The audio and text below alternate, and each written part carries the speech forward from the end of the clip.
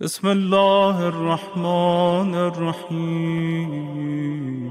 آج ایک نماز کا تذکرہ ہے، اور وہ نماز بیان کرنے سے پہلے میں آپ سے سوال کرنا چاہوں گا، کوئی ایسی نماز تلاش کرتے ہیں میں اور آپ مل کر کہ جس نماز کے پڑھنے کی برکت سے خدا موت کو آسان کر دیتا ہو، خدا توبہ قبول کر لیتا ہو، خدا کی بارگاہ میں عمل مقبول ہو جاتے ہوں، خدا مجھے مغفرت کے تحفے عطا کر دیتا ہو، جس نماز کی برکت سے خدا میرے اور میرے اہل و عیال کو مبارکباد پیش کرتا ہو، وہ کون سا ایسا عمل یا ایسی نماز ہو سکتی ہے کہ جس کی برکت سے خدا روز قیامت میرے دشمن کو بھی مجھ سے راضی کر دے؟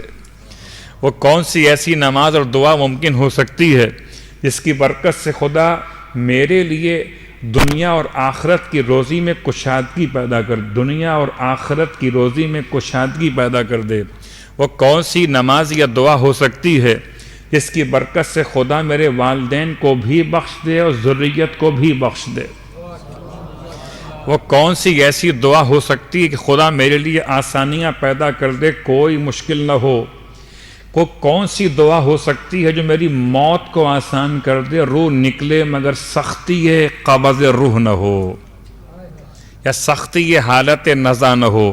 وہ کون سی ایسی دعا یا نماز ہو سکتی ہے جس کی برکت سے فرشتہ موت کے ساتھ خود جبرائیل میرے سرہانے آ جائیں؟ تو کوئی ایسی دعا یا نماز ہے یا نہیں ہے؟ یا صرف میں نے خواب و خیال کی باتیں آپ تک پہنچائی ہیں؟ یہ صرف تمنائیں نہیں ہیں، یہ آرزویں نہیں ہیں، بلکہ یہ انعامات ہیں سرکار ختم یہ مرتبہ صلی اللہ علیہ وآلہ وسلم۔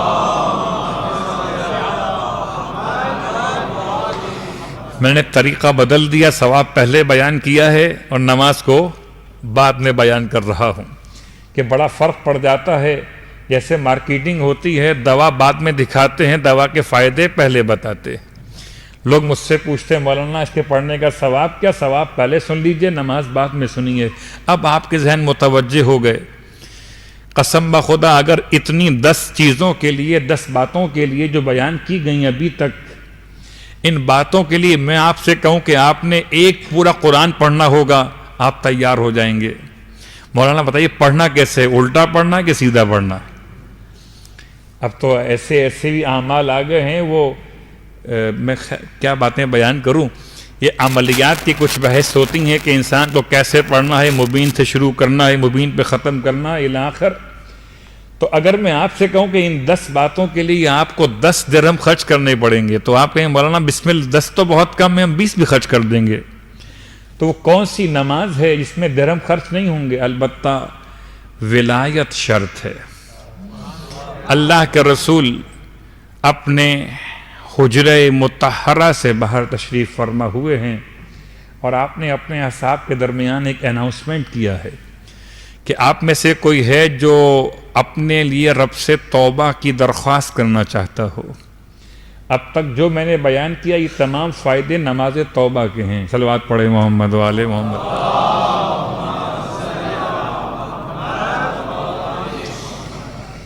بہت ڈیپ میں جانے کے لیے تو پھر الگ الگ بحث کرنی پڑتی ہے۔ نماز عف، تو یہ عف کیا ہے؟ معافی۔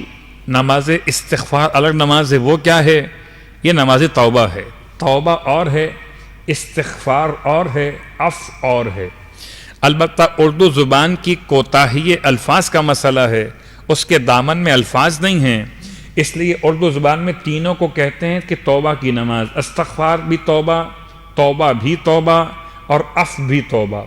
حالانکہ عف وہ نماز ہے کہ اگر انسان کو عبادت خدا میں ذائقہ کم محسوس ہو، عبادت میں سستی پیدا ہونے لگے، تو اسے وہ نماز پڑھنی چاہیے۔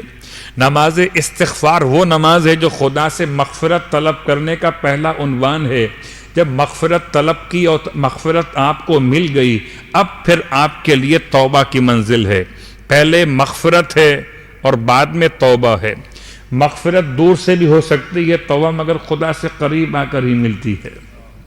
اسی لیے آپ ترتیب دیکھتے ہیں، استغفر اللہ ربی من کل ذنب واتوب الیہ، اتوب الیہ بعد میں ہے، استغفر اللہ ربی پہلے ہے، استغفار پہلے ہے، توبہ بعد میں ہے۔ استغفار میں ندامت ہے، استغفار میں آئندہ نہ کرنے کا ارادہ ہے، استغفار میں انسان کے لیے جو کر دیا اس پہ شرمندگی، اور پھر استغفار کے بعد پھر وہ توبہ کی کیفیت۔ توبہ کی 3 قسمیں ہیں، ایک توبہ اوپر سے نیچے آتی ہے، ایک توبہ نیچے سے اوپر جاتی ہے، اور ایک توبہ پھر اوپر سے نیچے آتی ہے۔ خدا توفیق توبہ عطا کرتا ہے، یہ پہلا نزول ہے۔ پھر انسان توبہ کرتا ہے، یہ دوسرا صعود ہے۔ پھر خدا توبہ قبول کرتا ہے، یہ پھر تیسرا نزول۔ صلوات پڑھیں محمد علیہ وسلم۔